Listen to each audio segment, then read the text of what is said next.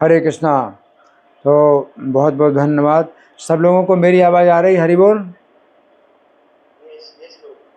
अच्छा, तो मेरे साथ कौन रहेंगे? बीच में अगर मैं कुछ पूछूं कि आप सुन रहे हैं कि नहीं, तो मेरे साथ में जहनम अवधूत प्रभु हैं या कौन है?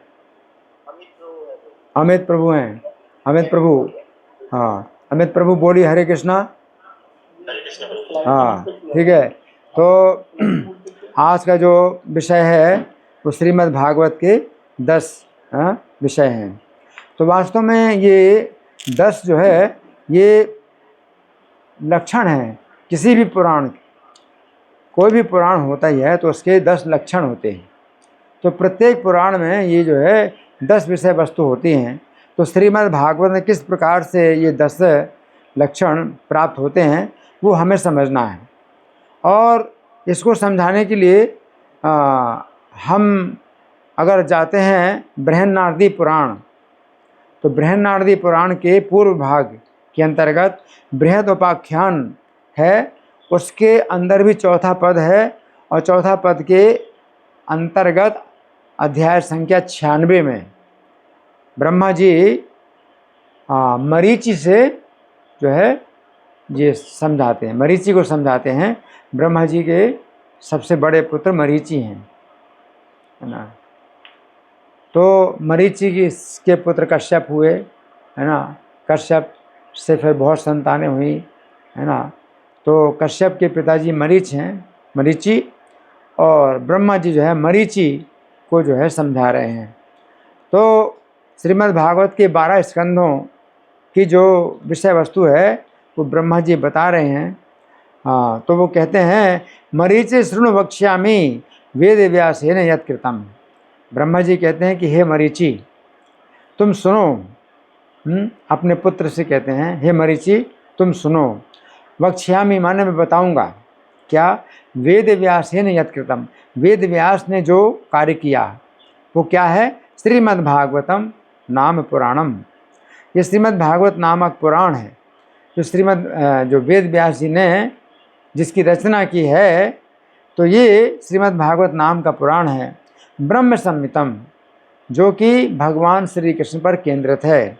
यहाँ ब्रह्म का मतलब भगवान श्री कृष्ण और संहितम माने केंद्रित है। तो संपूर्ण जो है वर्णन महिमा है श्रीमद् भागवत में वो श्री कृष्ण की है। तदाष्टादश सहस्रम कीर्तनम पापनाशनम। और इस भागवत पुराण में अष्टादश सहस्रम का मतलब 18,000 कीर्तनम माने वर्णन श्लोकों का वर्णन हुआ है। पापनाशनम, और ये 18,000 श्लोक कैसे हैं? पाप नाशक, पाप को नष्ट करने वाले हैं। सुरपादप रूपोयम, और ये जो है श्रीमद् भागवत कैसा है? ये कल्प वृक्ष के समान है। कल्प वृक्ष का जैसा रूप होता है वैसा ही रूप श्रीमद् भागवत का है। स्कंध है द्वादशीभिर्युतः। इसमें 12 स्कंध है। स्कंध समझते हैं? स्कंध जैसे हमारा कंधा, तो हमारे 2 कंधे हैं, है ना। तो गर्दन से जो है ये 2 कंधे बाहर निकले हैं जिनसे कि हाथों का कार्य होता है। तो उसी प्रकार से श्रीमद् भागवत रूपी जो कल्प वृक्ष है इसके 12 स्कंध हैं। तो 12 स्कंध का मतलब जो मोटी मोटी शाखाएँ, तो कोई वृक्ष होता है तो उसकी मोटी मोटी शाखाएँ होती हैं और वो बहुत फैलती हैं और बहुत दूर तक फैलती हैं और बहुत विस्तार होता है। तो उसी प्रकार से श्रीमद् भागवत जो है अगर इसको कल्प वृक्ष माना जाए तो इसके जो है इस वृक्ष की 12 जो है मोटी मोटी शाखाएँ इन्हें कहते हैं स्कंध। तो स्कंधर द्वादशीभिर्युतः भगवान विप्रेंद्र विश्वरूपी समीरितः। तो इसमें जो है भगवान ही जो है विश्व के रूप में वर्णित की गई हैं।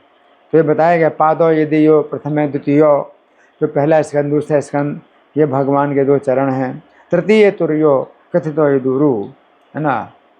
और जो पहला स्कंद दूसरा स्कंद जो है भगवान के 2 चरण हैं और तृतीय तुर्यो कथितो यदुरु, और तीसरा और चौथा ये भगवान के 2 घुटने हैं। नाभि तथा पंचम, और भगवान की जो नाभि है ये श्रीमद् भागवत का 5वां स्कंद है ना। इस प्रकार से जो है दसम स्कंद जो है मुखम फुल, ये जो है फुल्लारविंदम, मतलब खिला हुआ जैसे कमल हो, ऐसे भगवान का मुख 10वां स्कंद है। और 11वां स्कंद भगवान का ललाट पटल है, और 12वां स्कंद भगवान का शीर्ष। इस प्रकार से जो है ये जो 12 स्कंद हैं श्रीमद् भागवत के, ये भगवान का जो है रूप है। तो विश्व रूपी समीरता, भगवान जो कि संपूर्ण विश्व को अपने शरीर में धारण करते हैं, तो वही जो है भगवान श्रीमद् भागवत के रूप में प्रकट हुए हैं। अब प्रथम स्कंद की जो कथा वस्तु है ब्रह्मा जी बताते हैं। तत्र प्रथम स्कंदे सूत ऋषि नाम समागमे। तो सबसे पहले प्रथम स्कंद में जो वर्णन है वो सूत गोस्वामी का ऋषियों से समागम होता है। यहाँ से शुरू होता है श्रीमद् भागवत का पहला स्कंद है कि सूत जी आते हैं, नैमिषारण्य के जो ऋषि लोग हैं, यज्ञ करते करते उनका पूरा शरीर जो है काला पड़ गया है, धुएं से काला पड़ गया है ना। तो सूत जी आते हैं, तो सूत जी का स्वागत करते हैं और प्रश्न करते हैं, जिज्ञासा करते हैं श्रीमद् भागवत के संबंध में। तो फिर व्यास चरितम पुण्यम, इसके बाद पहले स्कंद में व्यास का पुण्य चरित्र है, पवित्र चरित्र है, मतलब कि व्यास ने श्रीमद् भागवत की रचना कैसे की। तो वे जो है अपने आश्रम में अकेले बैठे हैं और कुछ निराशा है उनके चित्त में कि उन्होंने वेदों का भी जो है 4 विभाजन कर लिया और महाभारत जैसा ग्रंथ भी लिख लिया, लेकिन फिर भी उनको संतुष्टि नहीं हो रही है अंदर से। तो वो व्यास का पवित्र चरित्र इसमें आता है वर्णन कि नारद जी फिर जो है व्यास जी को समझाते हैं कि आपने जो है महाभारत में और वेदों में भी जो तत्व वर्णन किया है, तो उसमें भक्ति का जो है उतना वर्णन नहीं है जितना धर्म अर्थ काम इन विषयों का वर्णन है। तो आप जो है ऐसा ग्रंथ लिखिए जिसमें कि भक्ति का जो है मुख्य वर्णन हो, मुख्यता से वर्णन हो। तो व्यास चरितम पुण्यम, तो व्यास का जो है पवित्र चरित्र है, इसमें पहले स्कंद में बताया गया है। फिर पांडवा नाम तथैव च, इसके बाद में पांडवों का जो है पवित्र चरित्र बताया गया है। तो पांडवों के संबंध में भगवान जो है महाभारत के युद्ध के समाप्ति में फिर भगवान द्वारका जाने की तैयारी करते हैं, और जो पांडव लोग हैं वो बहुत शोकमग्न हो जाते हैं कि भगवान हस्तिनापुर छोड़ करके जा रहे हैं, और हस्तिनापुर में पांडवों को जो है राज्य स्थापित कर दिया भगवान ने, लेकिन पांडव लोग और विशेष रूप कुंती महारानी बहुत ही शोकमग्न हैं कि भगवान जा रहे हैं। तो पांडवों का वो चरित्र है। और इसके बाद फिर परीक्षितम उपाख्यानम, फिर परीक्षित की कथा आती है। क्या परीक्षित की कथा कैसी आती है कि उत्तर आती है भगवान के सामने, और वो कहती है कि जो अश्वत्थामा का छोड़ा हुआ ब्रह्मास्त्र है वो जो है जलता हुआ जो है दिखाई पड़ता है मेरी आँखों के सामने, और वो मेरे गर्भ को नष्ट ना करे, आप ऐसी कृपा करो, चाहे मेरा शरीर नष्ट हो जाए लेकिन गर्भ की रक्षा हो। तो भगवान जो है परीक्षित की रक्षा करते हैं, उत्तरा के गर्भ में भगवान प्रवेश कर जाते हैं। तो परीक्षित उपाख्यानम, तो परीक्षित की फिर कथा आगे और ज़्यादा उनके जन्म की कथा आती है। जन्म में ब्राह्मणों ने जो है इस बालक के भविष्य के जो है बहुत से गुण बतलाए कि इसके अंदर कैसे कैसे गुण आगे चल करके प्रकट होंगे। और फिर परीक्षित का जो है दिग्विजय का वर्णन होता है कि संपूर्ण जो है वर्षों में भारतवर्ष के अलग भारतवर्ष के बाहर अन्य वर्षों में भी परीक्षित महाराज भ्रमण करते हैं, और हर जगह उनको स्त्री पुरुष दिखाई पड़ते हैं जो भगवान कृष्ण का गुणगान करते हैं। तो परीक्षित महाराज बड़े हर्षित होते हैं कृष्ण का गुणगान सुन करके, और वहाँ के स्त्री पुरुषों को वे जो है रत्न, धन और रत्न दान करते हैं। इस प्रकार से परीक्षित की कथा आती है। और फिर उनको कलयुग, परीक्षित महाराज को कलयुग का दर्शन होता है, और कलयुग का जो है वो जो है मारने के लिए तैयार हो जाते हैं। तो कलयुग ने फिर उनसे स्थान मांगे, तो परीक्षित महाराज ने 4 स्थान कलयुग को दिए और फिर 5वां स्थान जो है सोना प्रदान किया।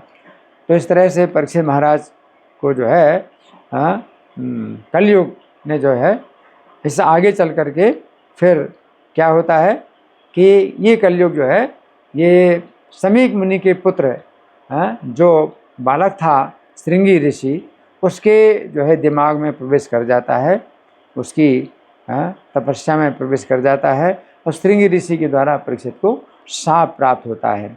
और परीक्षित महाराज शाप को सुन करके वे जो है व्यथित नहीं होते हैं, उद्विग्न नहीं होते हैं, बल्कि अपना कर्तव्य पूरा उन्होंने विचार कर लिया और राज्य जो है अपने पुत्र को सौंप करके और गंगा के तट पर आ गए श्रीमद् भागवत सुनने के लिए। तो यहाँ प्रथम स्कंद यहाँ समाप्त होता है। अब द्वितीय स्कंद क्या है? परीक्षित सुख संवादे सृष्टि द्वय निरूपणम। अब दूसरे स्कंद में क्या है? परीक्षित और सुखदेव का संवाद होता है और उसमें सुखदेव गोस्वामी जो है 2 प्रकार की सृष्टि का वर्णन करते हैं। तो पहली प्रकार की सृष्टि है जिसे कहते हैं सर्ग, जिसमें तत्वों की सृष्टि होती है, और दूसरा होता है विसर्ग। विसर्ग का मतलब है कि ब्रह्मा जी के द्वारा जो है उनके शरीर और मन से अनेक जो है पुत्र उत्पन्न होते हैं, तो उसे कहते हैं विसर्ग। तो सुखदेव और परीक्षित का संवाद प्रारंभ होता है दूसरे स्कंद में और सर्ग विसर्ग का वर्णन करते हैं। इसके बाद ब्रह्म नारद संवाद है, इसके बाद ब्रह्मा जी का नारद के साथ संवाद का भी वर्णन आता है। तो नारद जी ब्रह्मा जी से प्रश्न करते हैं कि आप किसका ध्यान करते हैं? हम तो जानते हैं कि आपसे बढ़कर कोई नहीं है और आप ही सब प्रजा की सृष्टि करने वाले हैं। तो ब्रह्मा जी फिर जो है भगवान का तत्व बतलाते हैं कि वे जो है सर्वोच्च नहीं हैं, बल्कि वे भगवान श्री कृष्ण जो सर्वोच्च हैं उनका ही भी चिंतन करते हैं। तो ब्रह्मा जी फिर भगवान के अनेक अवतारों का वर्णन करते हैं। तो इसमें कहा गया देवता चरितामृतम। तो ब्रह्म नारद के संवाद में देवता का मतलब श्री कृष्ण देवता का जो है अमृतमय चरित्र इसमें फिर आता है। इसके बाद पुराण लक्षणम च सृष्टि कारण संभव। इसके बाद फिर पुराण के लक्षण बताए गए हैं, जो 10 लक्षण हैं पुराण के, तो ये बताए गए हैं सृष्टि कारण संभव। और फिर सृष्टि का जो कारण है, मूल कारण है, तो वो कैसे बना, तो ये जो है बताते हैं कि ब्रह्मा जी को जो है भगवान उत्पन्न करते हैं। ब्रह्मा जी की नाभि से भगवान की नाभि से ब्रह्मा जी उत्पन्न होते हैं और तपस्या करते हैं। तो सृष्टि कारण संभव का मतलब है सृष्टि के कारण का जो है फिर वर्णन आता है इसमें। द्वितीयोऽयं समुदितः स्कंधो व्यासेन धीमिता। तो दूसरा स्कंद जो है व्यासदेव ने इस प्रकार से वर्णन किया है और व्यासदेव बहुत बुद्धिमान है, इस प्रकार से हम दूसरा स्कंद जो है ये प्रकट किया। अब तीसरा स्कंद जो श्रीमद् भागवत का, उससे शुरू होते हैं 10 जो विषय हैं पुराण के। तो पुराण के जो सबसे पहला विषय है सर्ग। तो तृतीय स्कंद में सर्ग का वर्णन आता है। और सर्ग का मतलब क्या है कि तत्वों की सृष्टि, भौतिक तत्वों की सृष्टि है। तो सृष्टि प्रकरणम पश्चात यहाँ ब्रह्मा जी बता रहे मरीच से कि तीसरे स्कंद में क्या है, सृष्टि प्रकरणम पश्चात ब्रह्मणः परमात्मनः। तो सृष्टि का जो प्रकरण है वो प्रारंभ होता है तीसरे स्कंद में, जो कि भगवान जो है सृष्टि जब उत्पन्न होती है तो भगवान परमात्मा के रूप में जीवों के अंदर प्रवेश करते हैं। सांख्यम अप्यत्र तृतीयोऽयम् उदाहृतः। तो सृष्टि के अनेक जो तत्व हैं वो कैसे प्रकट होते हैं? आकाश से जो है वायु उत्पन्न होता है, वायु से अग्नि और अग्नि से जल, जल से पृथ्वी, और फिर उनके जो विषय हैं तन्मात्राएं, तो वो भी उत्पन्न होती हैं। तो सब जो है सृष्टि प्रकरण के अंदर आता है कि तत्वों की सृष्टि कैसे होती है। फिर सांख्यम अप्यत्र तृतीयम् उदाहृतः। फिर कपिल भगवान ने जो सांख्य शास्त्र का वर्णन किया है, तो इसमें भी तत्वों की गणना है। और कपिल भगवान जो है विभिन्न प्रकार के तत्वों का वर्णन करते हैं कि पृथ्वी तत्व का क्या अर्थ है। तो पृथ्वी तत्व के क्या लक्षण हैं, जिससे हम समझें कि पृथ्वी तत्व क्या होता है। जल तत्व के क्या लक्षण हैं, वायु तत्व के क्या लक्षण हैं, अग्नि तत्व के क्या लक्षण हैं। तो इसमें भी तत्वों का चूँकि वर्णन है, तो ये भी सर्ग के अंतर्गत तीसरा स्कंद आता है, जो सांख्य का जो वर्णन है। इसके बाद चौथा स्कंद है विसर्ग। तो विसर्ग का मतलब है ब्रह्मा जी की सृष्टि के बाद जो है ब्रह्मा जी की सृष्टि से और जो उत्पन्न होते हैं, उनके वंश में उत्पन्न होते हैं ब्रह्मा जी के द्वारा। तो इसका वर्णन है चौथा स्कंद। जिसमें सबसे पहले क्या है, सत्यचरितम आदौ। सबसे पहले तो सती का चरित्र आता है। तो सती जो ब्रह्मा जी से जो है दक्ष की उत्पत्ति हुई, ब्रह्मा जी के अंगूठे से दक्ष की उत्पत्ति हुई, और दक्ष की जो पत्नी प्रसूति, जो स्वयं मनु की पुत्री है, वो दक्ष से विवाहित हुई, और दक्ष से फिर 16 कन्याएं उत्पन्न हुई। 16 कन्याओं में सबसे छोटी कन्या सती। तो सती का चरित्र विशेष रूप से वर्णन आता है। ये विसर्ग के अंतर्गत आता है। विसर्ग का मतलब ब्रह्मा जी की सृष्टि में जो है जो विशेष व्यक्ति हुए हैं, उनका वर्णन आता है। तो सती का चरित्र बहुत विशेष है इसमें, क्योंकि सती ने जो है शिव जी के प्रति अपनी जो पवित्रता दिखाई है, तो उसे कहते हैं सती। कोई और अपना शरीर भी जला डाला दक्ष के सामने, अपने पिता का त्याग कर दिया है, और शिव जी को जो है अपना पति, जन्म जन्म का पति मान करके अपना शरीर छोड़ा। तो सती का चरित्र बहुत विशेष है। इसके बाद ध्रुव से चरितम तथा, फिर ध्रुव का चरित्र, तो ये भी ब्रह्मा जी से संबंधित है। तो ये ब्रह्मा जी के जो पुत्र हैं वो स्वयं मनु हैं, और स्वयं मनु के पुत्र उत्तानपाद के पुत्र ध्रुव। तो ये विसर्ग के अंतर्गत ध्रुव का भी चरित्र आता है। तो ध्रुव का चरित्र बहुत वर्णन, विस्तार से वर्णन है कि कैसे उन्होंने 6 महीने में भगवान को प्रसन्न किया, और 36,000 साल का जो राज्य है वो उन्होंने प्राप्त किया। तो ध्रुव महाराज का चरित्र है। फिर पृथु पुण्य समाख्यानम। इसके बाद पृथु महाराज का भी जो है पवित्र कथा है इसमें। तो पृथु महाराज की पवित्र कथा करीब 9 अध्यायों में प्राप्त होती है, बहुत विस्तार से कथा है। तो पृथु महाराज भी जो है महाराज ध्रुव के वंश के ही हैं, उत्तानपाद का वंश है। तो इसमें ही जो है पृथु का बहुत ही सुंदर चरित्र है, जो कि जिनके नाम से पृथ्वी नाम पड़ा है। पृथ्वी का जो नाम है, पहले पृथ्वी नाम नहीं था, भूमि कहते थे, या और भी कई नाम थे, धरणी, भूमि, ऐसे नाम थे। लेकिन पृथ्वी नाम जो है कि पृथु के कारण, कि पृथु महाराज ने अपनी पुत्री के रूप में स्वीकार किया। तो पृथु पुण्य समाख्यानम, पृथु महाराज का जो है पवित्र जो है ये वर्णन आता है। ये सब विसर्ग के अंदर है। तथा प्राचीन बर्हिसम, फिर पृथु के ही जो है आगे चल करके राजा प्राचीन बर्ही हुए, तो उनका भी कथा आती है, और उनके जो पुत्र हुए 10 प्रचेता हुए। तो इत्येष तुर्यो गदितो विसर्गे स्कंद उत्तम। हाँ, तो ये जो है विसर्ग का जो विषय है, ये चौथा स्कंद में वर्णन हुआ है, ये उत्तम स्कंद है। इसके बाद जो है 5वां स्कंद, इसमें तीसरा लक्षण है पुराण का। वो क्या है, स्थान। तो प्रियव्रत से चरितम, इसमें प्रियव्रत महाराज का चरित्र है। तो स्थान का मतलब क्या है कि सृष्टि का जो है जहाँ स्थान बनाया जाए, सृष्टि के लिए स्थान बनाया जाए। तो प्रियव्रत का जो चरित्र है, इसमें क्या आता है कि उन्होंने अपने रथ से सुमेरु पर्वत की 7 परिक्रमाएं की। पहली परिक्रमा छोटी थी, फिर दूसरी परिक्रमा उससे बड़ी, फिर तीसरी उससे बड़ी, ऐसे 7 जो है परिक्रमाएं एक से एक बढ़ करके बड़ी की, और इस प्रकार 7 समुद्र और 7 द्वीप बना दिए। तो प्रियव्रत महाराज ने जो है सृष्टि के लिए विशेष रूप से स्थान तैयार किया। तो प्रिव्रत चरितम तद्वंश्यानाम च पुण्यतम, और उनके वंश में जो है और भी जो हुए तो उनका भी चरित्र बहुत ही जो है पवित्र है।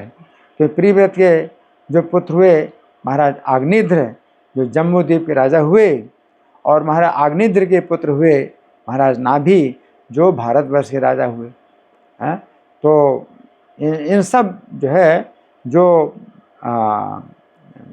जो राजा हुए हैं, इन सब ने स्थान को बहुत पवित्र किया, जो अपना शासन किया था। तो महाराज नाभि ने अजनाभ वर्ष, उनके नाम से भारतवर्ष का नाम पड़ा अजनाभ वर्ष। और फिर महाराज नाभि के पुत्र हुए ऋषभदेव, भगवान ऋषभदेव, तो उन्होंने जो है स्थान को बहुत पवित्र किया अपने जो है शरीर के द्वारा और अपने चरणों के द्वारा बहुत स्थान पवित्र किया। ब्रह्मांडांतर्गतानाम च लोकानाम वर्णनम तथा। इसके बाद फिर पंचम स्कंद में ब्रह्मांड के अंतर्गत जितने लोक हैं उनका वर्णन है, तो ये सब स्थान के अंतर्गत आ जाता है। तो पंचम स्कंद में स्थान का वर्णन है ना। तो कैसी जो है रचना है पूरे ब्रह्मांड की, ऊपर के लोक हैं और नीचे के 7 पाताल हैं, ऊपर के 7 लोक हैं, तो उनका जब वर्णन है तो सब स्थान के अंदर है। नरक स्थिति रित्य संस्थान है पंचमो मता। फिर नरकों की स्थिति कहाँ पर है, वो 28 प्रकार के नरकों का वर्णन किया है। तो संस्थान है पंचमो मता, तो इस संस्थान या स्थान के संबंध में 5वां स्कंद इस प्रकार से माना गया है। तो ब्रह्मा जी बता रहे हैं कि श्रीमद् भागवत का जो 5वां स्कंद है वो संस्थान के संबंध में इस प्रकार से वर्णन करता है। इसके बाद फिर 6वां स्कंद है, इसमें चौथा लक्षण है पुराण का। वो चौथा लक्षण क्या है, पोषणम, पोषण। अजामिल से चरितम, तो इसमें अजामिल का चरित्र पहले आता है। तो पोषण की बहुत विशेष ये जो है घटना है कि अजामिल इतना पापी था, लेकिन भगवान के नाम की महिमा कैसी है अद्भुत कि उसका पोषण होता है। अजामिल की भक्ति हर पापों से लगा, पापों में एकदम जो है लगा हुआ है, लेकिन तो भी नाम की महिमा उसमें बताई गई है। अपने पुत्र को जो है नारायण नाम बोलता था। तो अजामिल का पोषण हुआ है, अजामिल की रक्षा हुई है। तो ये 6वां स्कंद है। फिर दक्ष सृष्टि निरूपणम, फिर दक्ष ने जो है सृष्टि उत्पन्न की। तो दक्ष ने सृष्टि उत्पन्न की, तो ये भी इसमें भी ये पोषण की बात आती है कि यद्यपि दक्ष को नंदीश्वर का शाप मिला था जब ब्रह्मा जी के पुत्र थे और शिव जी का अपराध करते थे, तो नंदी का शाप मिला था कि इनको जो है कभी आत्मज्ञान नहीं होगा और वह सृष्टि के कर्मों में ही हमेशा आसक्त रहेंगे। तो अगला जो जीवन है दक्ष का, वो 10 प्रचेताओं के एकमात्र पुत्र हुए और फिर उन्होंने सृष्टि के लिए जो है बहुत तपस्या की। और 6ठे मनवंतर में भगवान जो है इन सब पर प्रसन्न हुए और फिर दक्ष से जो है दक्ष ने 10,000 पुत्रों को जन्म दिया, हरेश नाम के पुत्रों को जन्म दिया। और नारद जी ने क्या किया, उनका पोषण किया। क्या किया, उनको शुद्ध भक्त बना दिया। हालांकि दक्ष बहुत दुखी हो गए, निराश हो गए कि सृष्टि नहीं बढ़ रही, लेकिन यहाँ पोषण का कार्य क्या है, नारद जी करते हैं कि सृष्टि को बढ़ाने के लिए दक्ष ने जो 10,000 पुत्र उत्पन्न किए, उनको उन्होंने सृष्टि से बाहर निकाल दिया। नारद जी ने उनको शुद्ध भक्त बना दिया। उसके बाद फिर दक्ष ने 1,000 पुत्र हर्यश्व नाम के, सबलाश्व नाम के उत्पन्न किए। और नारद जी ने इन 1000 पुत्रों को भी सृष्टि के बाहर निकाल दिया, पोषण का कार्य किया। इसके बाद फिर दक्ष ने नारद जी को शाप दिया कि तुम एक स्थान में नहीं ठहर पाओगे। तो नारद जी ने उसको भी अपना पोषण माना और वो जो है इसको अब भगवान के प्रचार में, उस शाप को जो है भगवान के प्रचार में उन्होंने वरदान समझ लिया कि मैं अधिक से अधिक प्रचार करूँगा कि मैं एक स्थान में ठहर नहीं पाऊँगा। इसके बाद वृताख्यानाम तथा पश्चान मरुताम जन्म पुण्यदम, इसमें वृत्र का आख्यान है, वृत्रासुर की कथा है। इसमें बहुत बड़ा पोषण होता है। वृत्रासुर जो है जो कि राजा थे, है ना, और उनको जो है पार्वती ने शाप दिया, है ना, और शाप के कारण जो है वो असुर की योनि प्राप्त करते हैं, जो वृत्रासुर। तो वृत्रासुर का भी कितना पोषण किया भगवान ने कि असुर की योनि में भी उनकी भक्ति जो है नष्ट नहीं हुई। और किस प्रकार से उन्होंने इंद्र के साथ युद्ध किया, तो इंद्र की भी भक्ति का जो है पोषण किया वृत्रासुर ने। इंद्र ने भी अपना गुरु माना वृत्रासुर को, और इंद्र के द्वारा जब उनका वध हुआ वृत्रासुर का, तो वो जो है वैकुंठ में चले गए। फिर पश्चान मरुताम जन्म पुण्यतम, इसके बाद फिर मरुतों की जो है पवित्र कथा आती है कि मरुदगण जो है दिति ने पुत्र उत्पन्न करना चाहा था इंद्र की हत्या करने के लिए, लेकिन कश्यप मुनि ने इस प्रकार से नियम बताए दिति के कि दिति की जो मलिन भावना थी वो शुद्ध हो गई, और इंद्र ने जो है जो दिति के गर्भ में बालक की हत्या की तो 7 टुकड़े कर दिए, तो 7 बालक हो गए, और फिर 7 बालकों के 7-7 और टुकड़े किए तो 49 बच्चे हो गए। तो ये पोषण की जो है विशेष घटना है कि एक पुत्र से जो है 49 पुत्र हैं जो हो गए, और दिति ने जो है उन पुत्रों को फिर भेज दिया देवताओं के साथ भेज दिया, इंद्र के छोटे भाई बन गए। तो ये जो है विशेष रूप से पोषण का है। षष्ठोयम उदिता स्कंधो व्यासेन परिपोषण है, तो व्यास ने जो है ये 6ठा स्कंद जो है जो प्रकट किया है ये परिपोषणे, तो ये पोषण का परिपोषण के संबंध में 6ठा स्कंद प्रकट किया। फिर 7वां स्कंद है प्रहलाद चरितम पुण्यम वर्णाश्रम निरूपणम, तो ऊती ही 5वां जो इस लक्षण है पुराण का ऊती है, यानी कर्म वासना। तो इसमें प्रहलाद का चरित्र आता है। तो कर्म वासना को जो है हम कह सकते हैं कि काम वासना को जो है अगर हम दमन करना चाहते हैं तो काम वासना को हम कर्म की वासना में परिणत कर दें कि हम कुछ कर्म करें, तो काम वासना जो है हमारी जो है वो क्या हो जाए, दमन हो जाएगा।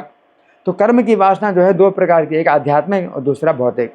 तो आध्यात्मिक कर्म की वासना क्या है, भगवान की भक्ति। तो इसमें प्रहलाद जी का चरित्र आता है कि इतने दैत्य कुल में भी उत्पन्न होने पर प्रहलाद जी जो भक्ति में इतने अधिक जो है वो निमग्न हो गए कि वो जो है उनकी काम वासना बिल्कुल जो है समाप्त हो गई और भगवान के बहुत बड़े भक्त निकले।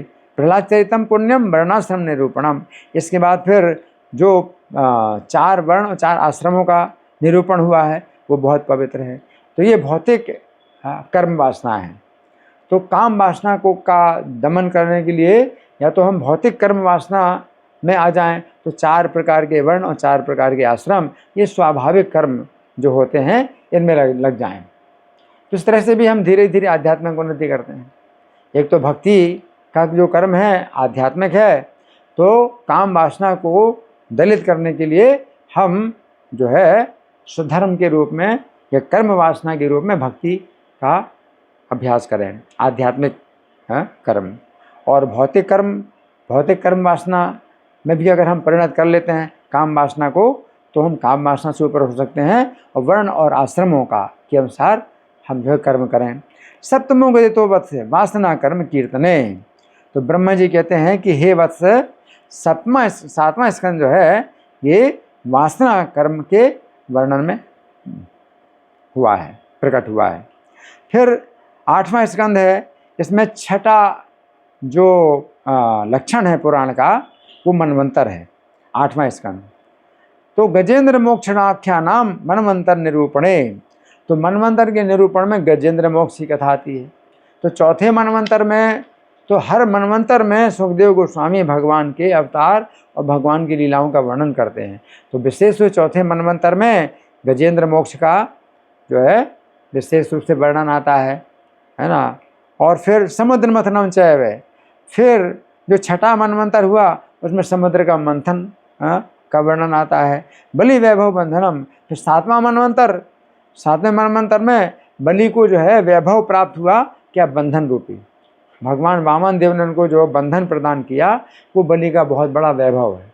वो सबसे बड़ी जो है कृपा भगवान की प्राप्त हुई बंधन के रूप में। तो अगर भगवान अपने जो है बंधन में अगर हम बांध लें तो हम माया के बंधन से छूट जाएंगे। तो बलि वैभव बंधनम मत्स्यावतार चरितम, फिर मत्स्यावतार का चरित्र 8वें स्कंद के अंत में मत्स्यावतार का चरित्र आता है। तो अष्टमोऽयं प्रकीर्तितः। तो ये जो है मनमंत्र के संबंध में ये 8वां स्कंद जो है व्यास जी ने प्रकट किया है। फिर 9वां स्कंद है ईशानु कथा। ये 7वां लक्षण पुराण का ईशानु कथा ये 9वें स्कंद में है। सूर्यवंशमाख्यानम सोमवंश निरूपणम। तो इसमें सूर्यवंश का बहुत अच्छा विस्तार से वर्णन है और सोमवंश यानी चंद्रवंश का भी बहुत अच्छा वर्णन है। वंशानुचरित प्रोक्तो नवमोऽयं महामते। तो इसको जो है वंशानुचरित कहा जाता है। तो ईशानु कथा भी कभी ये 7वां लक्षण पुराण का बताया जाता है और कभी कभी वंशानुचरित भी इसको कहा जाता है। तो ईशानु कथा का मतलब है कि ईश्वर से संबंधित जो कथाएं होती हैं, और यहाँ वंशानुचरित का मतलब है कि सूर्यवंश और चंद्रवंश के जो राजाओं के जो चरित्र हैं तो वो जो है वंशानुचरित कहलाता है। तो वंशानुचरित प्रोक्तो नवमोऽयं महामते। तो जो 9वां स्कंद है इसमें वंश सोमवंश के राजा और सूर्यवंश के राजाओं का विशेष वर्णन है। जैसे अम्बरीश महाराज की कथा है तो सूर्यवंश में जो है अम्बरीश महाराज महान राजा हुए हैं और चंद्रवंश में भी जो है बहुत महान राजा हुए हैं। जैसे महाराज ययाति का वर्णन आता है तो इस तरह से जो है इसमें वंशानुचरितम। फिर 10वां स्कंद है। 10वें स्कंद में पुराण का 8वां लक्षण है निरोध। तो निरोध का मतलब क्या है कि जो पृथ्वी का भार उतारने के लिए भगवान अवतार लेते हैं, विशेष रूप से श्री कृष्ण अवतार में किस प्रकार से भगवान पृथ्वी का भार उतारते हैं। तो 10वें स्कंद में कृष्ण से बाल चरितम, कृष्ण का बाल चरित्र वर्णन आता है और बच्चे की चेष्टाओं में ही जो है भगवान पृथ्वी का भार उतारते हैं। उनके लिए खेल है। एक बालक जैसे खेल खेल में ही हाथ पैर चलाता है, उसी में ही असुरों का वध करते हैं। तो कृष्ण से बाल चरितम, तो ये निरोध का विषय है कि कृष्ण का बाल चरित भी जो है क्या करता है, पृथ्वी का भार उतारता है। कौमारम, फिर कौमार अवस्था में भी जो है बहुत से असुरों का उन्होंने वध कर दिया। फिर ब्रज स्थिति, तो बाल चरित्र और कौमार चरित्र ये ब्रज में भगवान लीलाएँ करते हैं। कैशोरम मथुरा स्थानम, फिर किशोर अवस्था में भगवान कहाँ जाते हैं, मथुरा में। 11 साल की अवस्था में भगवान मथुरा में पहुँच जाते हैं। तो किशोर अवस्था में जो है मथुरा स्थानम। यौवनम द्वारका स्थिति, फिर यौवन की अवस्था में भगवान कहाँ होते हैं, द्वारका में होते हैं। तो ब्रज की लीलाएं, मथुरा की लीलाएं और द्वारका की लीलाएं, ये सभी लीलाओं में भगवान क्या करते हैं, निरोध करते हैं। तो निरोध का मतलब है भूभार हरणम, है ना। भूभार हरणम चात्र निरोधे 10वां स्मृतः। तो 10वां स्कंद जो है निरोध के संबंध में ये समझना चाहिए, जिसमें क्या होता है, पृथ्वी के भार का हरण होता है। इसके बाद फिर 11वां स्कंद भागवतम का है। तो इसमें 9वां लक्षण जो पुराण का है मुक्ति, तो ये जो है इसमें वर्णन है। नारदेन तो संवादो वासुदेव से कीर्तितः।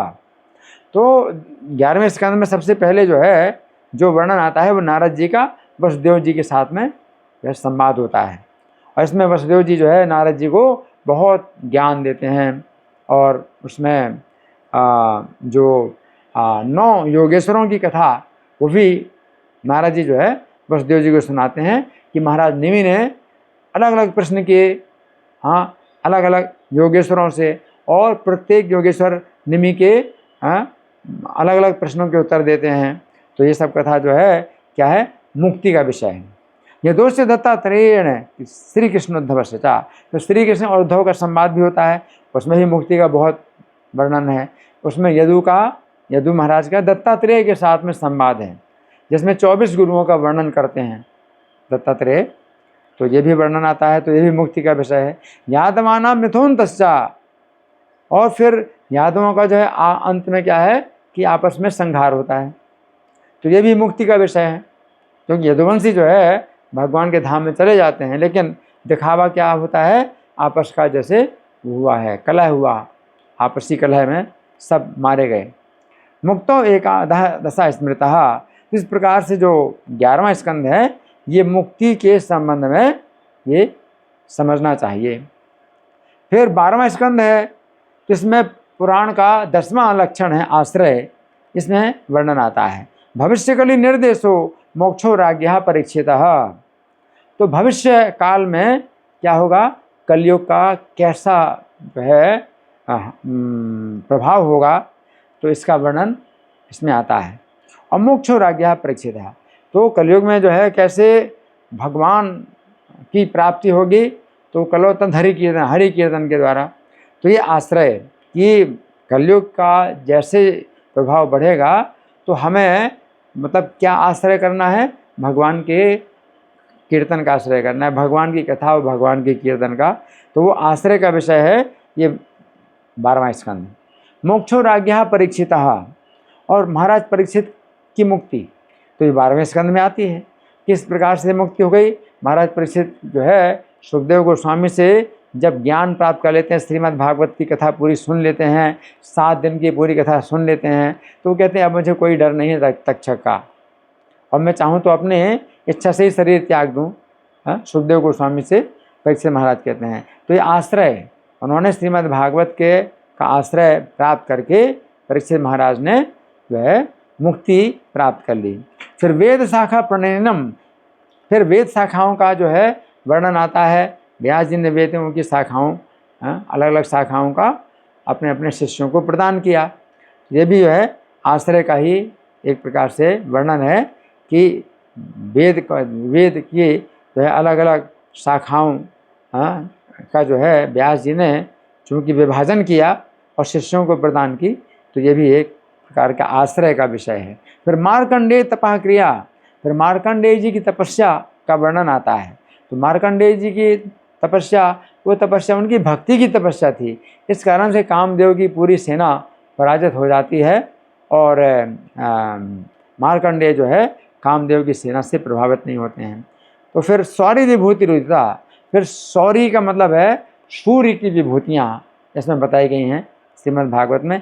ये भी आश्रय हैं कि सूर्य देवता में भी जो है भगवान चूँकि विराजमान हैं, इस कारण सूर्य की विभूतियाँ मतलब कितनी ज़्यादा इसमें जो है फैलती हैं, तो इसमें वर्णन बताया गया है। सात्वती चातथा परम, इसके बाद में सात्वती यानी भक्ति का वर्णन आता है इसमें। ये आश्रय का विषय है। पुराण संख्या कथनम आश्रय दशमोहयम, तो आश्रय के संबंध में पुराणों की संख्या का भी वर्णन आया है। प्रत्येक पुराण में कितने कितने श्लोकों की संख्या है, वो भी आश्रय का ही विषय है। ये तेवम कथितम मत्स्य श्रीमद् भागवतम तब, इस प्रकार से हे वत्स मैंने श्रीमद् भागवत तुम्हें बताई है। तो ब्रह्मा जी जो है मरीचि से कहते हैं कि मैंने तुम्हें इस प्रकार से श्रीमद् भागवत का वर्णन किया है। अब महात्मा कहते हैं भक्तु श्रोतुश्च उपदिष्टुर अनुमोदितु रेवचा। तो कोई भी व्यक्ति जो है अगर भागवत सुनाता है तो उसको क्या प्राप्त होगा, भक्ति प्राप्त होगी, और भुक्ति प्राप्त होगी और विमुक्ति प्राप्त होगी। श्रीमद् भागवत से भक्ति भी प्राप्त होगी और भुक्ति का मतलब भोग, भौतिक भोग भी प्राप्त होंगे, है ना, और मुक्ति भी प्राप्त होगी। तो भक्ति, भुक्ति और मुक्ति, कोई श्रीमद् भागवत का वर्णन करे और कोई श्रोतु यानी श्रवण करे, उसको भी तीनों चीज़ें प्राप्त होंगी। उपदेष्टु, कोई उपदेश करे श्रीमद् भागवत का, उसको भी तीनों चीज़ें प्राप्त होंगी। कोई अनुमोदन करे, अनुमोदितु अनुमोदन करे, उसको भी तीनों चीज़ें प्राप्त होंगी। सहाय कर्तुर विदितम, और कोई व्यक्ति श्रीमद् भागवत की कथा में सहायता करता है ताकि श्रीमद् भागवत की कथा संपन्न हो, तो उसको भी तीनों चीज़ें प्राप्त होंगी। क्या, भक्ति, भुक्ति और विमुक्ति।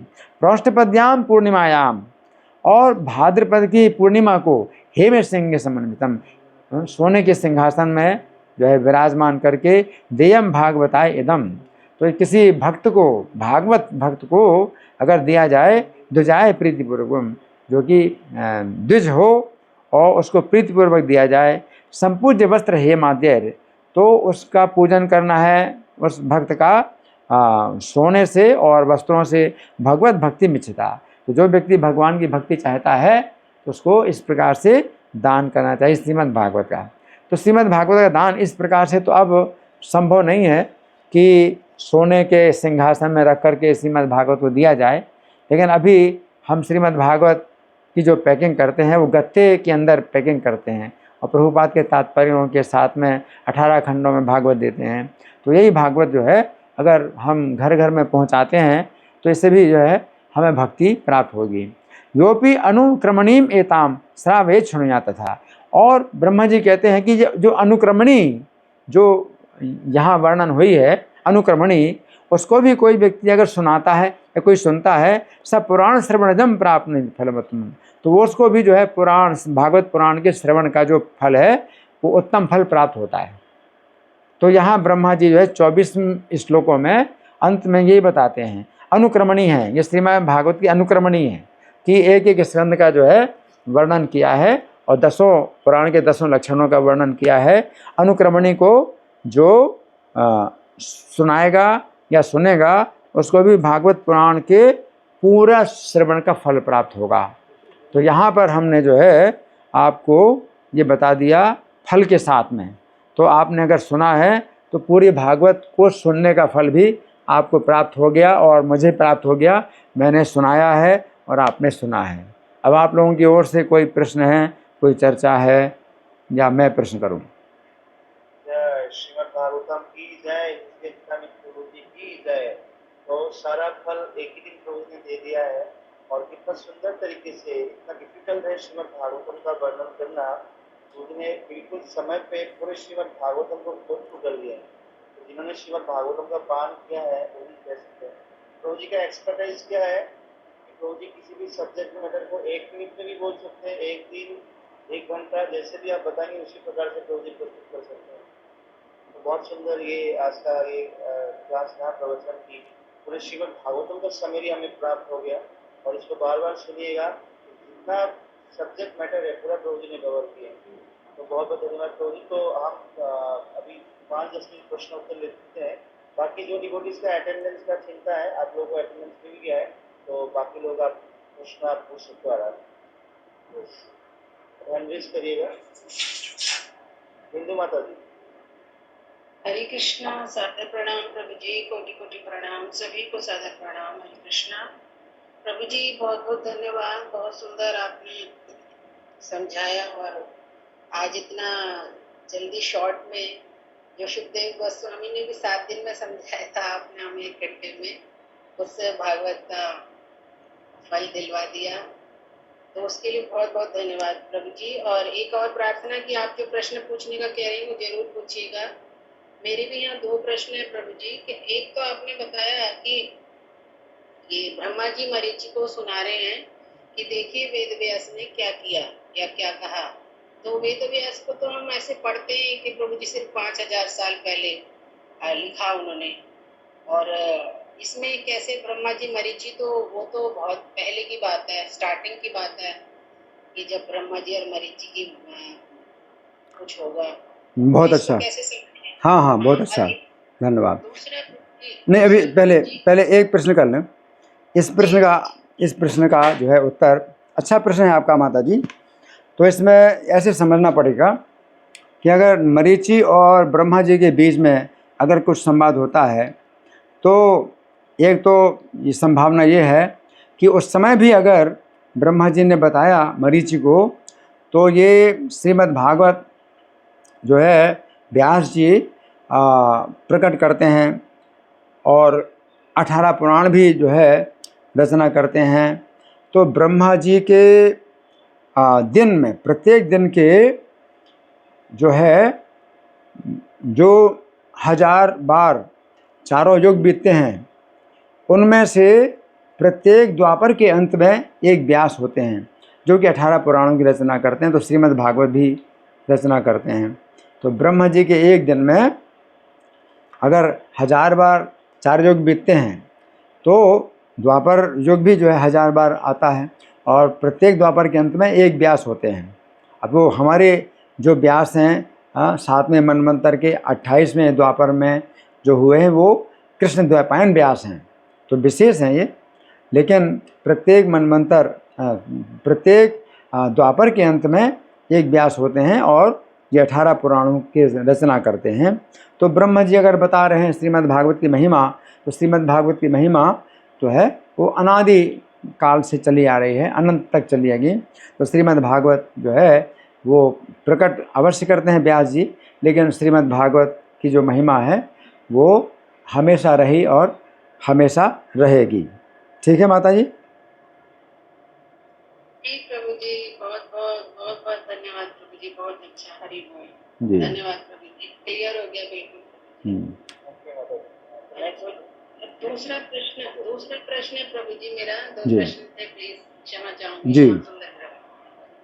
दूसरा प्रश्न है प्रभु जी, ये भागवतम में तो हमने कहीं पढ़ा नहीं, ये वृत्तांत कौन से और ग्रंथ में है, किसी और उसमें पुराण में है? मरीचि और ब्रह्मा जी का संवाद। हाँ, ये जो है बृहन्नारदी पुराण के अंदर से लिया गया है। ये जो 18 पुराण हैं, 18 पुराणों में भी ये बृहन्नारदी पुराण नहीं आता, लेकिन 18 उप पुराण भी हैं, वो भी व्यास जी ने लिखे हैं। तो बृहन्नारदी पुराण जो है 18 उप पुराणों के अंदर आता है और ये भी बहुत विस्तृत है। और इसमें जो है ब्रह्मा जी का मरीचि के साथ जो संवाद आता है वो लिया गया है। जी जी, धन्यवाद प्रभु जी, हरि बोल, कोटि कोटि धन्यवाद प्रभु जी। हरि बोल। नेक्स्ट प्रश्न है प्रज्वल प्रभु, प्रज्वल गुजराती। हरे कृष्णा प्रभु, दंडवत प्रणाम। Thank you for such a wonderful lecture. प्रभु जी, आपने 10 टॉपिक्स कवर किए श्रीमद् भागवतम में। तो जो 7वां कैंटो में जो कर्म वासना वाला टॉपिक था, वो प्रहलाद महाराज से कैसे कनेक्टेड है मुझे? हाँ हाँ, देखिए कर्म वासना का मतलब यह है, एक तो काम वासना होती है और जीव काम वासना से जो दूषित होता है उसकी चेतना दूषित होती है और वो जो है फिर वो नीचे की ओर नरक की ओर जाता है। तो प्रत्येक जीव के अंदर काम वासना है, इंद्रिय तृप्ति की वासना है। तो इंद्रिय तृप्ति की जो वासना है उससे जो है रक्षा प्राप्त करने के लिए हम उसको कर्म वासना में परिणत कर दें। तो कर्म वासना का मतलब है हम कुछ काम करें। अब वो काम क्या है कि एक तो भौतिक कर्म वासना होती है। तो जो 4 वर्ण है अपने, जो है 4 वर्णों के अनुसार कोई ब्राह्मण है तो ब्राह्मण का कर्म करे, क्षत्रिय क्षत्रिय का कर्म करे। तो इस प्रकार से काम वासना से जो है वो ऊपर उठ जाता है, वो कर्म वासना के द्वारा। तो जो उसकी कर्म की प्रवृत्ति है, स्वाभाविक प्रवृत्तियां हैं, तो ये 4 वर्ण हैं और फिर 4 आश्रम, 4 आश्रमों के अपने अपने कर्तव्य होते हैं। तो उनमें कोई व्यक्ति लगा रहे तो काम वासना से ऊपर उठ जाता है और फिर इस काम वासना से ऊपर उठ के कर्म के अनुसार जो है फिर वो जो है शुद्धिकरण उसका होता है और फिर वो भक्ति में आए। तो ये दूसरा आध्यात्मिक कर्म वासना है। तो जीव की जो है अपना जो स्वरूप है वो कृष्ण का नित्य दास है।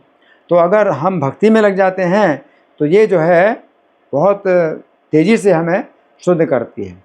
तो एक आध्यात्मिक कर्म वासना है, दूसरी भौतिक कर्म वासना। तो भौतिक कर्म वासना वर्ण और आश्रम के रूप में जो है हमें प्राप्त होती है और आध्यात्मिक कर्म वासना जो है भक्ति के रूप में हमें प्राप्त होती है। तो ये जो आंदोलन, हरे कृष्ण आंदोलन है, ये हमारी जो है कर्म वासना, आध्यात्मिक कर्म वासना, जो काम वासना को हम आध्यात्मिक कर्म वासना में परिणत करते हैं। ठीक है? Thank you so much. 8वां स्कंद की जो ये कर्म वासना की टॉपिक है, तो प्रहलाद महाराज से संबंधित आपने बताया। तो हिरण्यकशिपु की भी हम कर्म वासना को देख सकते हैं ना, कि कैसे उनकी विषय वासना था, तो वो भी एक विषय है इसमें, या ओनली प्रहलाद महाराज? नहीं, इसमें हिरण्यकशिपु का क्या है कि चूंकि प्रहलाद के कारण पुत्र जो है उनका प्रहलाद हुआ, तो पुत्र के संबंध से हिरण्यकशिपु की जो है रक्षा हो गई।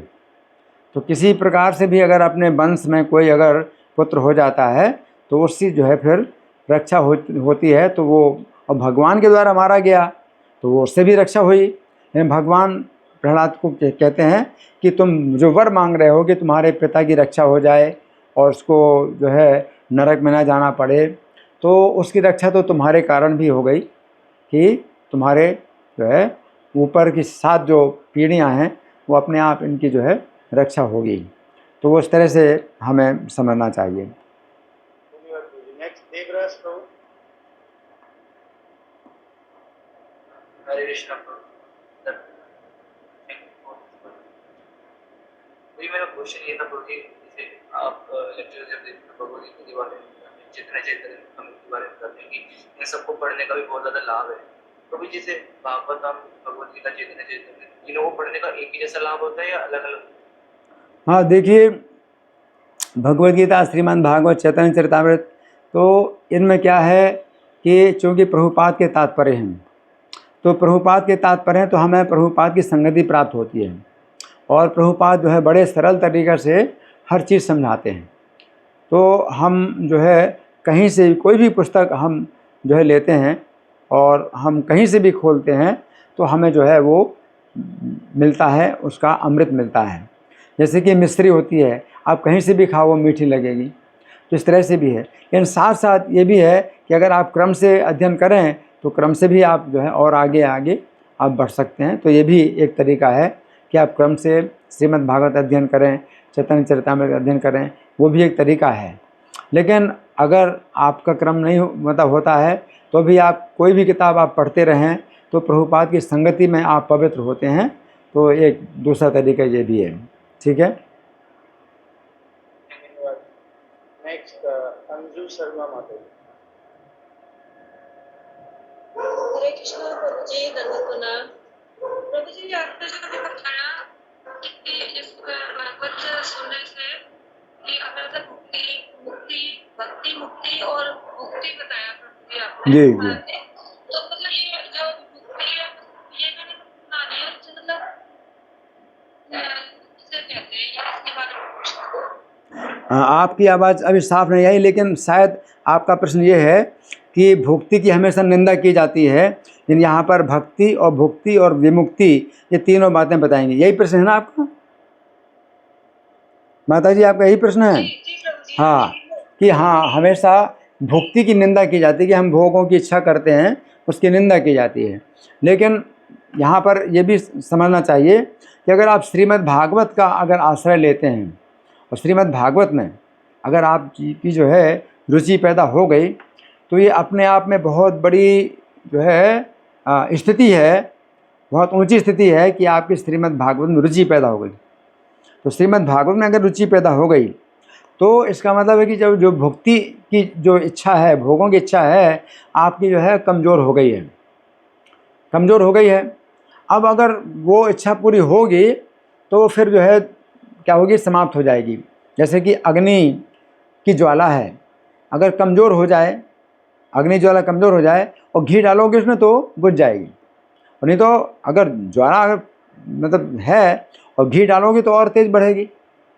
लेकिन वही ज्वाला जो है, अगर अग्नि की ज्वाला अगर कमज़ोर हो गई तो घी डालेंगे तो भी उसी प्रकार से विषय भोगों की प्राप्ति से भी वो जो है क्या होता है, भक्ति, आप जो इतनी भक्ति में आप आ गए, श्रीमद् भागवत में जो है आप का मन लग रहा है, तो जो भुक्ति है कमज़ोर हो गई आपकी, भोगने की इच्छा, तो उसमें आपको भोग प्राप्त होंगे तो आप जो है उसी में ही वो समाप्त हो जाएगी, भोगों की इच्छा समाप्त हो जाएगी। तो भक्ति, श्रीमद् भागवत से आपको भक्ति प्राप्त होती, फिर भुक्ति प्राप्त होती है। तो मतलब भोगों की इच्छा कमज़ोर हो गई तो फिर भोग प्राप्त होते हैं, तो उसमें क्या है, समाप्त हो जाती बिल्कुल। और फिर विमुक्ति, विमुक्ति का मतलब विशेष मुक्ति। तो विशेष मुक्ति का मतलब भगवान के धाम में जो हमें भगवान की सेवा प्राप्त होती है वो विमुक्ति कहलाती है। असुरों को मुक्ति प्राप्त होती है लेकिन भक्तों को विमुक्ति प्राप्त होती है, यानी भगवान की सेवा। ठीक है।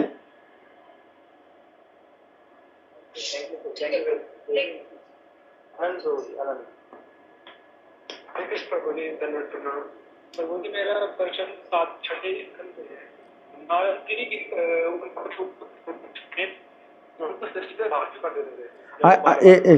आपकी आवाज़ थोड़ा सा वो खराब हो रही है। छठा स्कंद आपने कहा ना? हाँ, छठा स्कंद है। हाँ बताइए।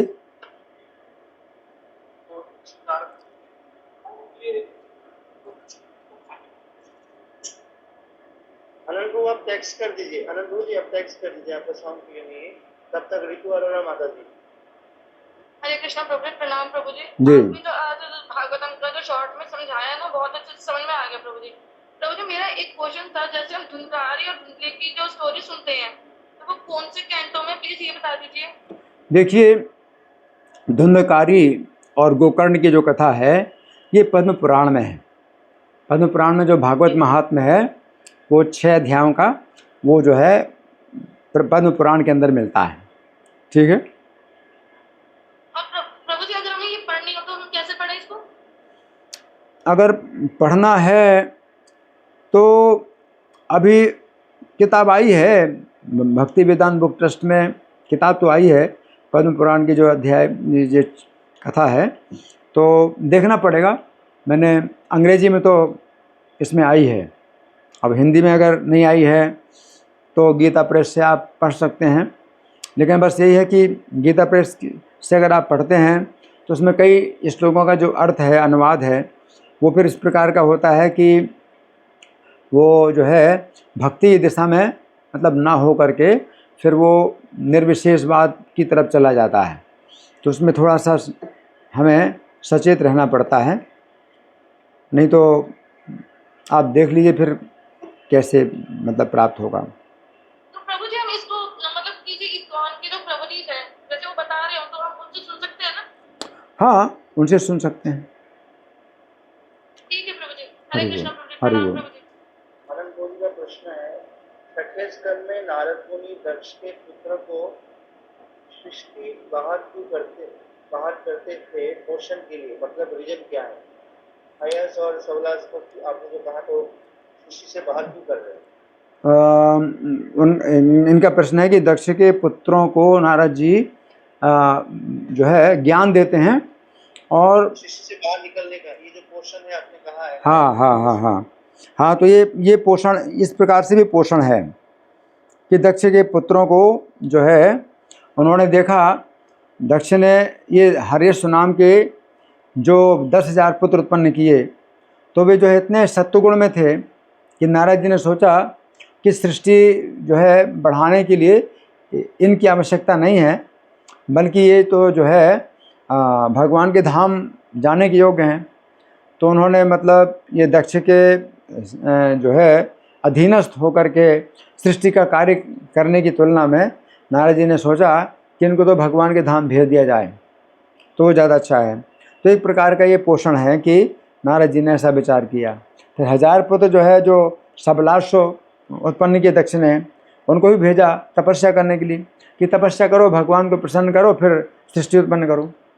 तो नारद जी ने फिर वही सोचा कि अब तपस्या करके भगवान को प्रसन्न करना है, तो सृष्टि फैलाने की बजाय ये भगवान के धाम चले जाएं। तो नारद जी का चूँकि ये कार्य है तो नारद जी अपना कार्य कर रहे हैं, लेकिन दक्ष को चूँकि सृष्टि उत्पन्न करना है, उनको भी भगवान की आज्ञा प्राप्त हुई, तो दक्ष ने जो है नारद जी को शाप दिया, तो वो अलग बात है। लेकिन नारद जी ने उस शाप को भी जो है अपने लिए पोषण माना कि ये भी जो है मेरे प्रचार को पोषण कर, शाप जो है मेरे प्रचार को पोषण करेगा कि मैं अधिक से अधिक जो है मैं विचरण करूंगा और अधिक से अधिक लोगों के यहाँ प्रचार करूंगा। तो इस तरह से इसको पोषण माना जा सकता है। थैंक यू प्रभु जी। नेक्स्ट शिव जी। हाँ, हरे कृष्ण प्रभु जी, दंडवत प्रणाम। प्रभु जी, जो भागवतों के तीसरे स्कंद में भगवान कपिल का जो सांख्य दर्शन आता है उसमें क्या है प्रभु जी? भगवान कपिल का जो सांख्य दर्शन है, तो इसमें हालांकि भक्ति का बहुत वर्णन है और भगवान के रूप का ध्यान कैसे करना है वो भी है, बहुत कुछ है। लेकिन विशेष रूप से ये जो सांख्य दर्शन जो कपिल भगवान बताते हैं उसमें तत्वों की गणना होती है कि जो हमारा भौतिक शरीर है ये कौन कौन से तत्वों से बना हुआ है। तो वो 24 तत्व जो सृष्टि के हैं, तो सृष्टि प्रारंभ में तत्वों की सृष्टि हुई थी, शरीरों की सृष्टि बाद में हुई। और कपिल भगवान जो है अब जो सांख्य दर्शन का वर्णन कर रहे हैं उसमें शरीर में ये जो तत्व हैं ये कौन कौन से तत्व हैं, और हमें जो है अपनी पहचान इस शरीर से अलग करनी है और भौतिक तत्वों से भी अपनी पहचान अलग करनी है। तो इस तरह से कपिल भगवान जो है तत्वों का वर्णन करते हैं। ठीक है जी। नेक्स्ट राधा चिंतामणि श्री कृष्णा प्रभु जी, दंडवत प्रणाम। बहुत सुंदर आस्वादन कराया आज श्रीमद् भागवत का। और जैसे कि अभी माता जी ने बोला था कि सात्विक की भागवत हमें 1 घंटे में ही इसका इतना अच्छा फल मिल रहा है, सुनने को मिल रहा है। Wonderful class. प्रभु जी, मेरा एक क्वेश्चन था कि श्रीमद् भागवत में जो सुखदेव गोस्वामी जी हैं उन्होंने परीक्षित महाराज जी को जो चर्चा करी कृष्ण कथा की ही करी है, तो राधा रानी का नाम क्यों नहीं, मतलब राधा रानी के बारे में उनको क्यों नहीं वो करा? ऐसा है कि कई भागवतम में हम कृष्ण के बारे में ही सुना है, तो हाँ राधा रानी के बारे में हाँ चर्चा ऐसा है कि इसके कई उत्तर हैं। श्रीमद् भागवत में जो है सुखदेव गोस्वामी जो सुना रहे हैं कथा, तो चूँकि 9वें स्कंद में सुखदेव गोस्वामी ने कृष्ण के चरित्रों का वर्णन किया और संक्षेप में वर्णन किया, और परीक्षित महाराज जो है कृष्ण का चरित्र सुनना चाहते हैं पूरा। जितने उन्होंने संक्षेप में बताई बातें, तो कृष्ण के चरित्र की वो सब बातें परीक्षित महाराज सुनना चाहते हैं, और भी जो बातें नहीं बताई हैं वो भी सुनना चाहते हैं। संपूर्ण बातें कृष्ण के चरित्र की सुनना चाहते हैं। तो कृष्ण का जो चरित्र है वो ब्रज में उनकी लीलाएं हुई, मथुरा में लीलाएं हुई, द्वारका में लीलाएं हुई, परम धाम गमन, तो सब कुछ जो है मिलाकर के सुखदेव गोस्वामी को बताना है। तो चूँकि इतना जो है विस्तृत भगवान का चरित्र है, तो अगर राधा रानी का अगर वो नाम बताते, तो राधा रानी और गोपियों के साथ जो भगवान की लीलाएं हैं, तो फिर वो बहुत विस्तार हो जाता, और वो कृष्ण के जो है द्वारका की लीलाएं, मथुरा की लीलाएं फिर वो नहीं बता पाते। तो इसलिए उन्होंने, सुखदेव गोस्वामी ने किसी भी गोपी का नाम नहीं बताया। केवल एक यशोदा माता है, वो गोपी तो वो तो माता गोपी हैं, लेकिन जो प्रेसी गोपियां हैं, तो प्रेसी गोपी में सुखदेव गोस्वामी ने किसी का भी नाम नहीं बताया, और रासलीला का भी वर्णन किया भगवान ने, सुखदेव गोस्वामी ने रासलीला का भी वर्णन किया। तो एक गोपी के साथ जो है भगवान कृष्ण चले गए, और रास में सब गोपियों का त्याग कर दिया, एक गोपी के साथ चले गए, है ना। तो राधा रानी का नाम उन्होंने इसलिए नहीं बताया कि फिर वो विषय बहुत विस्तृत हो जाता, और उसमें जब गोपियाँ कहती हैं कि इस गोपी ने जो है भगवान की ज़रूर आराधना की है, अनाराधितो नूनम भगवान हरिरीश्वरः, इस गोपी के द्वारा भगवान हरि की विशेष आराधना हुई है। यन्नो विहाय गोविंदा यन्नो विहाय याम अनयत रहा, तो भगवान जो है जिसको एकांत में ले गए हमको त्याग करके, तो उसकी जो है आराधना की प्रशंसा करती हैं। तो इसमें संकेत तो आता है कि राधा रानी ही हैं जिन्होंने सबसे ज़्यादा आराधना की भगवान की, और भगवान उनको एकांत में ले जाते हैं, तो इसे संकेत मिल जाता है। लेकिन उन्होंने किसी भी गोपी का नाम दिया नहीं सुखदेव गोस्वामी ने, क्योंकि कृष्ण के जीवन चरित्र को उन्हें पूरा जो है वर्णन करना था। ठीक है जी। हरे कृष्ण। प्रभु जी, क्या आराधना शब्द का ही अप्रत्यक्ष रूप राधा रानी मान लिया जाए? ऐसा है कि उसमें कई अर्थ हैं, राधा रानी के नाम के कई अर्थ हैं। तो एक तो है राधा, मतलब जो कि भगवान कृष्ण के समीप जब सबसे पहले जब राधा रानी प्रकट हुई, तो उन्होंने भगवान का मार्ग रोका, तो उसको भी जो है राधा शब्द होता है कि जो भगवान के मार्ग को रोकती है और भगवान को जो है आकर्षित करती है, तो राधा शब्द का ये भी है अर्थ है, और आराधना से भी जो है होता है इसका। ठीक है जी जी प्रभु जी, धन्यवाद, बहुत सुंदर आंसर मेरे क्वेश्चन का प्रभु जी। Hare Krishna. Thank you. So last प्रश्न है भागवत। हरे कृष्ण प्रभु जी, दंडवत प्रणाम। प्रभु जी, 12th कैंटो में आश्रय तत्व के लिए जो कलयुग का वर्णन है, तो मतलब कलयुग के वर्णन से किस तरीके से हमारे आश्रय की पुष्टि हो सकती है, उसमें और कौन सी ऐसी कथा है इससे हमारा आश्रय? हाँ, देखिए कलयुग का जब वर्णन किया जाता है, तो इससे भी क्या है कि आप तैयार हो जाते हैं कि भाई ऐसी स्थिति आने वाली है। जैसे मान लीजिए कि बहुत बड़ा संकट आने वाला है और आपको पता नहीं है, तो फिर आप संकट में पड़ जाएंगे, तो फिर आपको जो है आश्रय उस समय नहीं मिलेगा। लेकिन अगर आपको पहले से ही सूचना दी जाती कि ये संकट है आपके ऊपर आने वाला है ना, और आपको क्या करना है, आपका आश्रय, आपको किस तरह का आश्रय लेना है, तो वो तैयारी क्या होती है, वो एक आश्रय के अंदर आ जाती है। तो कलयुग के जो है कितने मतलब दोष हैं, उनका वर्णन भविष्य में जो कलयुग है ऐसा होगा वैसा होगा, और इस समय भी वो दिखाई भी दे रहे हैं ऐसे सब दोष। तो उस समय हमें क्या करना चाहिए, तो आश्रय हमारा फिर क्या होना चाहिए, तो सुखदेव गोस्वामी बताते हैं कृतय ध्याय तो विष्णु। आश्रय सतयुग में क्या है, विष्णु के ध्यान का, और त्रेतायाम यस्तोमुख है। आश्रय त्रेता में क्या है, यज्ञ करने का, और द्वापर परिचर्या, द्वापर में आश्रय क्या है, भगवान की परिचर्या। कलो तद हरि कीर्तन, कलयुग में हरि कीर्तन। तो हरि कीर्तन का मतलब भगवान की चर्चा और भगवान का नाम माला पर जप करना, और जो है संकीर्तन है ना, ये सब कार्य जो है आश्रय कहलाते हैं। निष्काम भक्तों में भी आश्रय की भावना होती है या फिर इसी सकाम भक्तों में, क्योंकि ये जो कलयुग का परेशानियों से भाग के आके फिर भगवान का आश्रय लेने वाली बात है, ये तो देखिए ऐसा है कि कलयुग जो है बहुत ही खतरनाक है, और कलयुग में जब हम जन्म लेते हैं है ना, तो हमें बहुत ज़रूरी है कि निष्काम भक्त अगर हम होते तो हम तो भगवान के धाम चले जाते, तो कोई भौतिक कामना होती इसी जन्म होता है। और जो निष्काम भक्त अगर मान लो आते हैं भौतिक जगत में तो प्रभावित नहीं होते, तो जैसे प्रभुपाद तो प्रभावित ही नहीं हुए।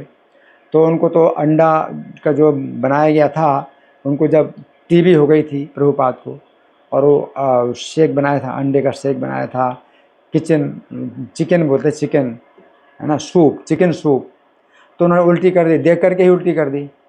तो ये जो भक्त हैं, निष्काम भक्त होते हैं, अगर आते हैं भौतिक संसार में, तो वो इन कलयुग से बहुत मतलब वो दूर रहते हैं, और वो उनका अपना प्रभाव होता है कि कलयुग उनके ऊपर प्रभाव नहीं डाल सकता। लेकिन हमें क्या है कि 4 नियमों का पालन करना बहुत ज़रूरी है। 4 प्रकार के जो व्यसन हैं, जो मतलब मांसाहार, व्यभिचार, जुआ, नशा, तो हमें बिल्कुल त्यागना चाहिए, नहीं तो कलयुग जो है प्रवेश कर जाएगा। और कलयुग को थोड़ा सा भी छिद्र चाहिए तो वो प्रवेश करेगा हमारे शरीर में। तो इसलिए हमें जो है कलयुग को छिद्र ना देना, और हमें भक्ति का भी आचरण करना। तो इसलिए ज़रूरी है क्योंकि हम लोग ऐसे नहीं है ना कि मतलब शुद्ध भक्त हुए, हम जन्म से ही शुद्ध भक्त हैं। और जो शुद्ध भक्त होते भी हैं तो भी अपने को नहीं बताते कि वे जन्म से शुद्ध भक्त हैं। तो प्रभुपाद ने भी अपना स्वयं नहीं बताया, लेकिन कहने का मतलब यही है कि भक्त लोग भी जो है उन नियमों का पालन करते हैं ताकि हमें शिक्षा देना है। तो शिक्षा देने के लिए भी अगर आप निष्काम भक्त भी हैं तो भी शिक्षा देने के लिए आपको जो है उन नियमों का पालन करना चाहिए। ठीक है जी, बहुत बहुत धन्यवाद प्रभु जी का। बहुत सुंदर तरीके से आज वर्णन करते हुए श्रीमद् भागवतों के 10 विषय वस्तु और साथ में बहुत सुंदर प्रश्नोत्तर हुआ। तो अब फिर से प्रभु जी का स्कंद प्राप्त होंगे अगले सोमवार को, और सोमवार को श्रीमद् भागवतम के पहले स्कंद के सार, अभी आज एक प्रकार से 12 स्कंद के सार हमें प्राप्त हुआ। तो सोमवार को पहले स्कंद के सार प्रभु जी प्रस्तुत करेंगे। तो हम सब प्रभु जी के प्रति आभार प्रकट करते हैं, जोर से हरे कृष्ण महामंत्र बोल के और आप चैट में लिख के हरे कृष्णा कृष्णा कृष्णा